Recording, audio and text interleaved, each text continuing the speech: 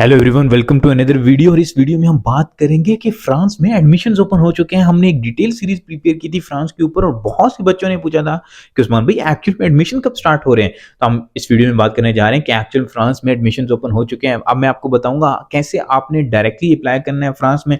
आपको किसी भी एजेंट की जरूरत नहीं है और एजेंट्स के पास बिल्कुल ना जाया करें, क्योंकि वो आपका एडमिशन कभी भी अच्छी यूनिवर्सिटी में नहीं कराएंगे। Mostly the agents I know they are dealing private universities of France और उनमें कोई भी आपको यहाँ पे आने का फायदा नहीं है। मैं यहाँ पे खुद फ्रांस में रहता हूँ। I got Erasmus Mundus scholarship and now in my third semester I am in France.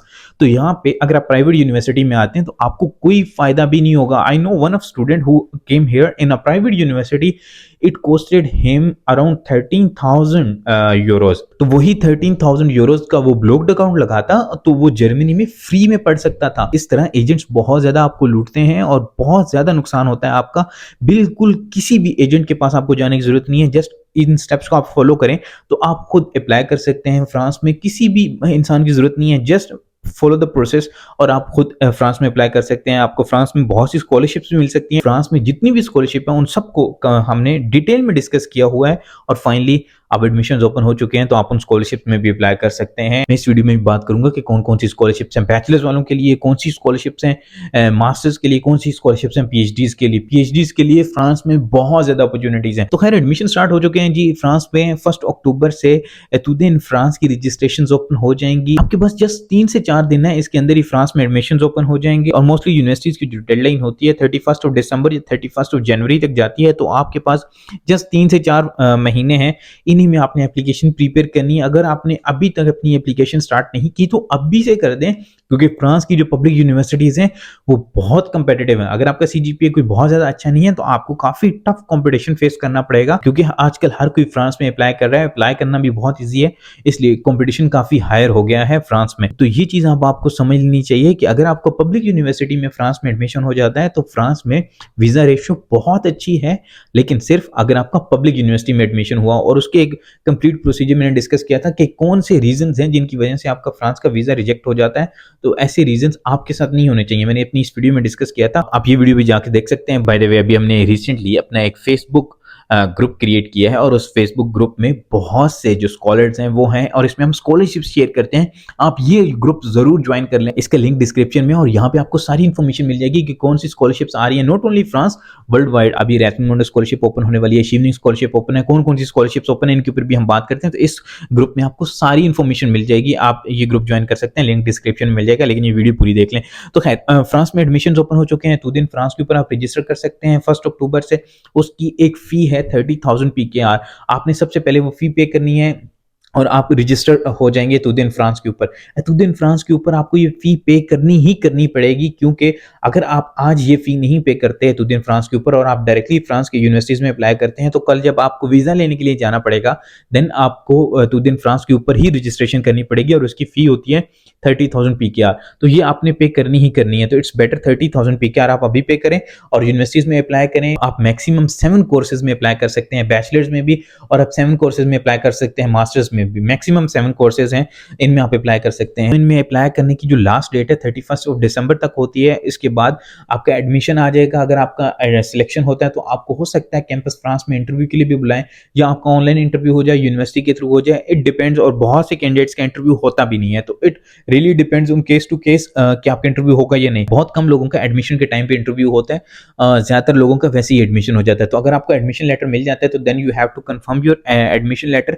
मैंने अपनी इस वीडियो में डिटेल से एक्सप्लेन किया था कि आपने कैसे तुदिन फ्रांस के ऊपर जाके डिटेल में अपना कंफर्म करना है लेटर और आपने कैसे अप्लाई करना, आप ये वीडियो भी देख सकते हैं। तो आपको कंफर्मेशन आ गई, आपका एडमिशन हो गया, देन उसके बाद आपने वीजा के लिए अप्लाई करना। वीजा के लिए भी आप तुदिन फ्रांस के थ्रू ही अप्लाई करेंगे, डायरेक्टली आप अपनी फाइल सबमिट कराएंगे और देन आप अपने डॉक्यूमेंट्स भेजेंगे तुदिन फ्रांस के ऊपर। मैंने वीजा का भी डिटेल प्रोसेस एक्सप्लेन किया था, मैं अगेन एक्सप्लेन कर देता हूँ। तो फ्रांस में जब आपका एडमिशन हो जाएगा आपके पास एक्सेप्टेंस लेटर आ जाएगा। उसके बाद आपने फ्रांस की इमिग्रेशन वेबसाइट के ऊपर यहाँ पे जाके, वेबसाइट का लिंक आ रहा होगा, आपने यहाँ पे जाके वीजा की एप्लीकेशन फाइल करनी होती है। फिर उसके बाद आपने डॉक्यूमेंट्स भेजने होते हैं जो एम्बेसी है फ्रांस की, पाकिस्तान में, उसको आप डॉक्यूमेंट्स भेजते हैं कोरियर सर्विस के थ्रू। एक ही कोरियर सर्विस है पाकिस्तान में जो फ्रेंच एम्बेसी से डील करती है, उसकी आप अपॉइंटमेंट लेते हैं, वो आपको अपॉइंटमेंट देती है, फिर उसके थ्रू आप अपने जो डॉक्यूमेंट्स होते हैं वो फ्रेंच एम्बेसी को भेजते हैं। तो इस तरह से आपने प्रोसेस करना होता है। देन आपको फ्रेंच एम्बेसी इंटरव्यू के लिए बुलाती है। फ्रेंच एम्बेसी ऑलमोस्ट हर किसी का इंटरव्यू लेती है जो भी पाकिस्तान से अप्लाई करता है। देन आपका अगर वीजा लग जाता है तो इट्स वेल एंड गुड। अब हम बात करते हैं कि फ्रांस में कौन कौन सी स्कॉलरशिप्स हैं जिनमें आप अप्लाई कर सकते हैं। Bye the way, scholarships France की सारी इस वेबसाइट पे लिस्टेड है, scholars.avenue.info। यहाँ पे जाएं, फ्रांस कंट्री सेलेक्ट करें और you will good to go. कि आपको सारी जितनी भी स्कॉलरशिप्स हैं फ्रांस में वो सारी पता लग जाएंगी। तो आपके लिए अप्लाई करना बहुत ईजी हो जाएगा। तो just remember the name scholars.avenue.info, आपको सारी इन्फॉर्मेशन मिल जाएगी। खैर, फ्रांस में जो सबसे बड़ी स्कॉलरशिप है वो है आईफल एक्सीलेंस स्कॉलरशिप। ये स्कॉलरशिप बहुत प्रेस्टिजियस स्कॉलरशिप है और ये बहुत, अगर आपका अच्छा सीजीपी है तो उनको मिलती है। But you must try this scholarship at least. अगर आपका जितना भी सीजीपी हो, you must try this scholarship, because बहुत से लोगों को ये स्कॉलरशिप मिली है और आपको भी मिल सकती है। इसके अलावा जो पाकिस्तानी स्टूडेंट्स के लिए स्पेशली स्कॉलरशिप है और इंडियन स्टूडेंट्स के लिए भी स्कॉलरशिप है, बंगाली स्टूडेंट्स के लिए भी स्कॉलरशिप हैं। तो वो होती है एम्बेसी बेस्ड स्कॉलरशिप। पाकिस्तान में जो एम्बेसी स्कॉलरशिप ऑफर करती है वो करती है क्लाइमेट चेंज के ऊपर।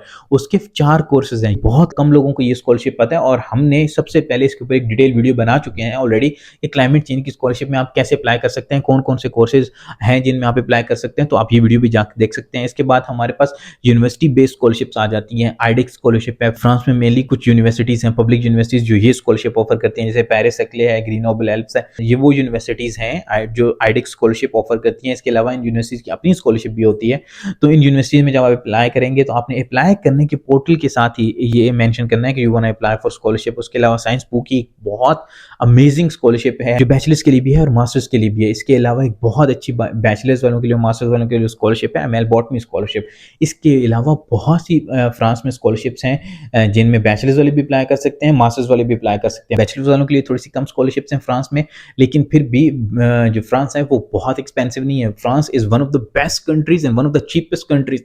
I will repeat again, France is the cheapest country and a better country for international students. क्योंकि फ्रांस में आपको इंटरनेशनल स्टूडेंट होने के जरिए बहुत से जो बेनिफिट्स मिलते हैं, लाइक आपकी अकोमोडेशन बहुत आपको चीप मिल जाती है। यहाँ पे क्रूज होते हैं, cruise is like government funded accommodation आपको मिलती है, यूनिवर्सिटी अकोमोडेशन, वो बहुत चीप होती है इंटरनेशनल स्टूडेंट्स के लिए।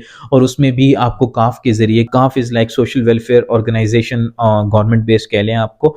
तो क्योंकि Europe, all Europe is like social government होती है यहाँ पे, तो आपको काफ़ी ज़्यादा बेनिफिट्स मिलते हैं। आपकी अकोमोडेशन में भी आपको 150 से 200 यूरोस तक वापस मिल जाएंगे। मैं काफ़ के सारे बेनिफिट्स अपनी इस वीडियो में एक्सप्लेन कर चुका था, आप यहाँ पे भी जाके देख सकते हैं। आपको सबसे चीपेस्ट कंट्री अगर यूरोप में मिलेगी तो वो फ्रांस ही मिलेगा और फी भी बहुत लो है। अगर मैं इसको कंपेयर करूँ पोर्चुगल से, इवन तो यहाँ पे पोर्चुगल से भी लो आपको ट्यूशन फी मिल जाएगी, इवन स्पेन से भी लो ट्यूशन फी मिल जाएगी, क्योंकि यहाँ पे काफ़ी ज़्यादा यूनिवर्सिटीज इंटरनेशनल स्टूडेंट्स को भी जस्ट 243 यूरो पर ईयर में पढ़ा रही हैं। यू कैन नॉट इमेजिन कि इवन पाकिस्तान की जो यूनिवर्सिटीज़ हैं या इंडिया की जो यूनिवर्सिटीज़ हैं वो भी इतनी ट्यूशन फी ऑफर कर रही हों।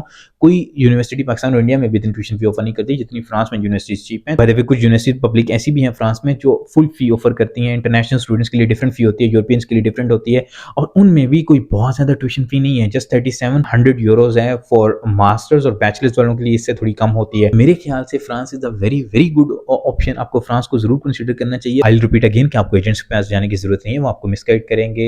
बहुत कम लोग हैं जिनको फ्रांस का बहुत अच्छे से पता है, बहुत कम लोग हैं जो फ्रांस में डील करते हैं, उनको आइडिया नहीं है कि फ्रांस में किस तरह से एडमिशंस होते हैं। फ्रांस का एप्लीकेशन प्रोसेस बहुत स्मूथ है, बहुत इजी से आपका एडमिशन हो सकता है अगर आप थोड़ा सा चीज़ों को समझ लें। By the way, if you think that you need professional assistance या आपके पास अप्लाई करने का टाइम नहीं है, whatever, you can reach out to us, we have a professional team, और हम उनको हेल्प कर सकते हैं उनकी एप्लीकेशन प्रोसेस में, उनके सीवी में, उनके लेटर ऑफ मोटिवेशन में, उनके स्कॉलरशिप डॉक्यूमेंट्स में। So we can help them. You guys can reach out to us on scholars.avenue.info service section में आप जाके देख सकते हैं services. By the way, I think most of the students को किसी चीज़ की जरूरत नहीं है, दे कैन अप्लाई देमसेल्व्स और खुद अप्लाई करें। आपको ज़्यादा अच्छे से आइडिया होगा कि फ्रांस में आके सर्वाइव कैसे करना है। एजेंट्स आपको बताएंगे भी नहीं कि फ्रांस में आके सर्वाइव कैसे करना है। जैसे मैंने आपके साथ वो केस डिस्कस किया, 13,000 यूरोज बच्चे के लग गए एक ईयर में। उसके अलावा वो अलग अमाउंट थी जो उसने एजेंट्स को पे की। तो एजेंट्स आपको लूटेंगे, बहुत ज़्यादा आपका नुकसान होगा, इसलिए बेहतर है कि आप खुद अप्लाई करें। मजे की बात, जब वो यहाँ पे बच्चा आ रहा था उसके पास यहाँ पे अकोमोडेशन भी नहीं थी, तो यहाँ पे वो पाकिस्तानी और इंडियन स्टूडेंट्स के साथ रहा, वो बहुत तंग हुआ। तो खैर आपके साथ ये नहीं होना चाहिए जो आम बच्चों के साथ हो रहा है, तो मस्ट अप्लाई योरसेल्फ और आपको बहुत ज़्यादा फायदा होगा। तो that's all for this video and इंशाल्लाह see you in the next video and must subscribe to our channel, क्योंकि सब्सक्राइब करना आपके लिए तो फ्री है, बट इससे हमारा बहुत कॉन्फिडेंस बूस्ट होता है and we will try to make two better videos. See you in the next video.